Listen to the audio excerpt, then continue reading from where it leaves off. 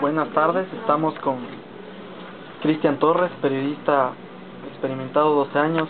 Hemos investigado un poco, pero tiene su trayectoria, por eso nosotros venimos a preguntarle a usted sobre la ley de comunicación. Como sabemos, tiene un poco a favor de la ley del profesionalismo, por eso nosotros queremos conversar con usted.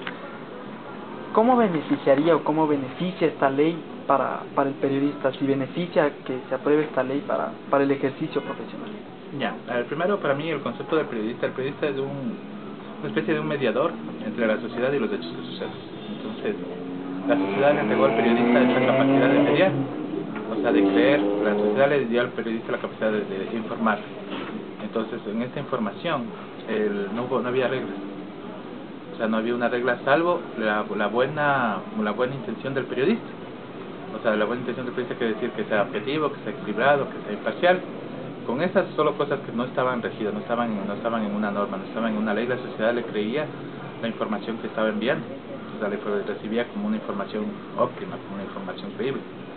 Con el transcurso del tiempo, las nuevas tecnologías, esta forma, esta mediación se fue mutando, entonces necesita reglas.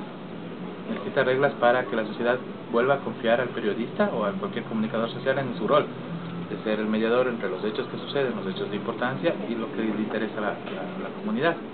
En ese sentido, la ley de comunicación, que la que está tratando ahorita la Asamblea Nacional, va a marcar la cancha para que se maneje de esa forma el periodismo. O sea, ha sido muy polémica por varios asuntos, pero lo principal es que necesitan tener normas claras. Todas las sociedades se manejan con normas claras y el periodista debe manejarse con normas claras. Normas claras no solo el respeto de la integridad de una persona, sino normas claras incluso para la conformación de medios de comunicación, para la capacitación, para la educación, para el uso diario del trabajo en los medios de comunicación, en empresas de relaciones públicas, en empresas de publicidad, que no estaban regidas para nada. Entonces, la sociedad necesita eso. ¿Por qué cree que los periodistas, igual la mayoría de comunicadores, se oponen a que se apruebe esta ley? ¿Por qué hablan de que se les va a cortar la libertad de expresión, que no les van a ayudar con las fuentes, diversos temas que ellos ponen? La ley de comunicación se crea en una coyuntura política muy complicada, ¿no? El gobierno de Rafael Correa busca o propuso un sistema de información un sistema de información que sea un poco más transparente y equilibrado. Entonces, en eso la mayoría de gente que se ha opuesto ha sido el gremio de los medios de periodistas y el gremio de dueños de los medios de comunicación.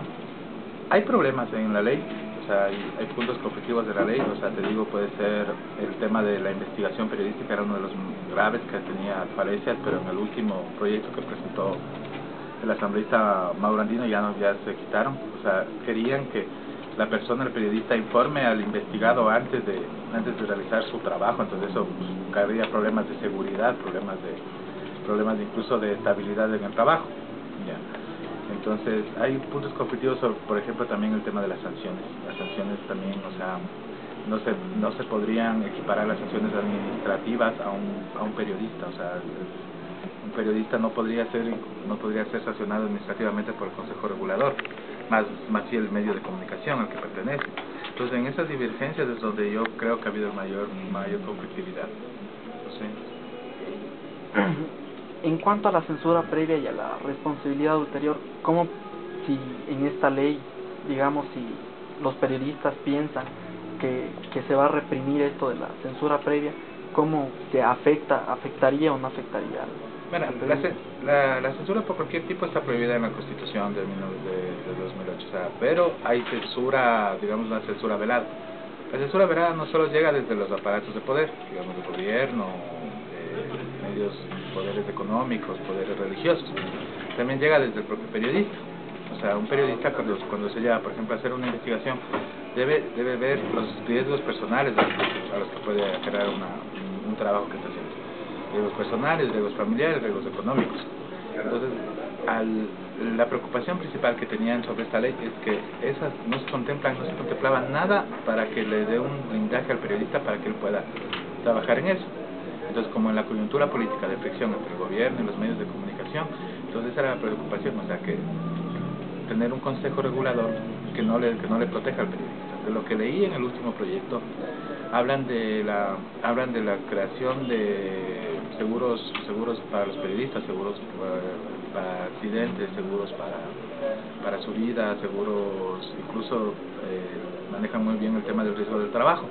Entonces eso sí lo va a beneficiar, o sea, eso va a poder ser una palanca para que el periodista pueda manejar el tema de la censura previa. Te repito, la censura previa no solo nace de los sectores de poder, sino también nace desde el periodista. O sea, el periodista también se censura, a veces tiene miedo de escribir, y entonces lo hace, o de reportear, lo hace, y entonces desde ahí llega la censura. La responsabilidad ulterior, todos los profesionales tenemos responsabilidad ulterior, no, ni siquiera, o sea, eso es tácito, o sea, es como te digo, no había unas reglas antes para ejercer el periodismo, o como para ejercer la publicidad en masas, o para ejercer la propaganda, no había una norma que regule eso.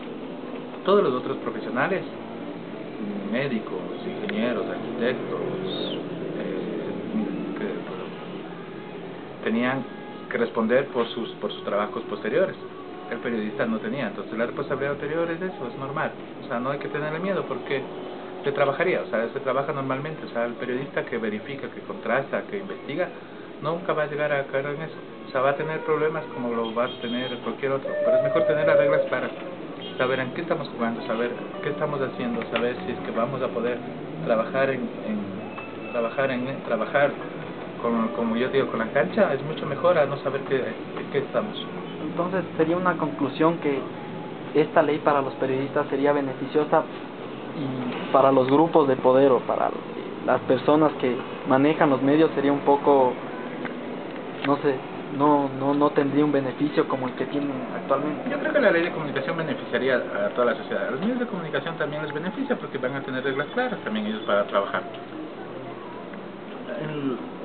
Los grandes medios públicos y privados y comunitarios se diferencian. O sea, si un medio es público va a tener que ser público, o sea, no va a tener que separarse la injerencia que actualmente se vive por el gobierno. Entonces el medio público va a tener que responder a un consejo editorial conformado por la comunidad o por representantes de la comunidad. Un medio comunitario va a saber que puede recibir publicidad, también de publicidad privada, y va a poder impulsar mejor su trabajo, o sea, va a poder abarcar, o sea, vamos a tener mayor dinamismo y mayor diversidad de medios comunitarios. Y los medios privados, los medios tradicionales van a saber que tienen reglas claras para jugar, o sea, y van a comprometer a sus periodistas, reporteros, trabajadores, en fin, a que manejen esas reglas, titulación, que manejen la contratación, que las cláusulas de conciencia estén muy claras, que tenga un defensor del lector. O sea, lo beneficioso de la ley de comunicación, que es perfectible dentro del debate en la asamblea y luego posterior será perfectible con un reglamento que nazca, es eso, sacar normas. O sea, una sociedad necesita normas, todos necesitamos normas para trabajar. No es que las normas deben ser rígidas y impositivas, pero necesitamos que nos guíen, o sea, un camino. Pero hablemos de Mujica, el presidente uruguayo. Dijo una frase que, digamos, marcó un poco esto de la comunicación, que la mejor ley es la que no está escrita para los periodistas. ¿Cree que esto es beneficioso para el periodismo actual? A ver, en todos los países, la mayoría de países del occidente, europeos y Estados Unidos, hay leyes para el periodista. Nosotros incluso tenemos una ley de 1965, que es la ley del ejercicio del periodista, que fue hecha en la dictadura. Entonces es una ley totalmente desactualizada, o sea, que ni siquiera lleva a ver a la comunicación en su totalidad, ¿no? O sea, solo se lleva a ver al ejercicio periodístico en ese tiempo de radio, de prensa, televisión y radio. O sea, entonces, y en ese sentido hay artículos, por ejemplo, que dicen que si una persona comprueba que hay traicionado a un compañero para tener un ascenso, será llevado a un colegio, a un tribunal de disciplina, y será separado, será suspendido. Ahí eso. La ley actual de telecomunicaciones también, o sea, también regula la televisión y la radio, pueden ser suspendidos canales y emisoras. Entonces, lo beneficioso de esto es que abarca más amplio el tema de comunicación. La comunicación ha cambiado desde 1990, ha cambiado, entonces necesitamos tener reglas claras para trabajar los periodistas, publicistas, gente que haga relaciones públicas, necesita tener normas claras, y la sociedad necesita saber a qué lleva. O sea, ¿qué le puede reclamar al periodista? Porque mucha gente, la separación que ha habido y el problema de la falta de la supuesta credibilidad de los medios de comunicación es eso, que ya no tiene el feedback con la comunidad. Entonces, ahora la comunidad le va a poder exigirle, dice, señor, usted por ley va a tener que hacer esto, por norma usted va a tener que hacer esto, otra cosa, usted tiene que darme esta información, tiene que darme más programas culturales que programas de entretenimiento. Esa es la norma, es crear la norma. Y lo de la ley, la mejor ley, lo que hablaba Mujica, es sobre la libertad de expresión. O sea, pero la libertad de expresión no es la libertad de información, no es la libertad, hay que diferenciar lo que es la libertad de expresión de lo que es la libertad de prensa. La libertad de expresión es todo, o sea, como yo me visto, como tú te vistes, o sea, como yo camino, como quiero llevar mi cabello, esa es mi forma de expresar. La comunicación no solo se rige a la radio, prensa, televisión y ahora internet. O sea, esa es la información. La libertad de prensa, sí. O sea, la libertad de expresión nunca debe haber libertad, nunca debe haber ningún limitante a la libertad de expresión, salvo las consideraciones que no llames a la violencia, al genocidio, a la discriminación. La libertad de prensa sí debe estar regulada.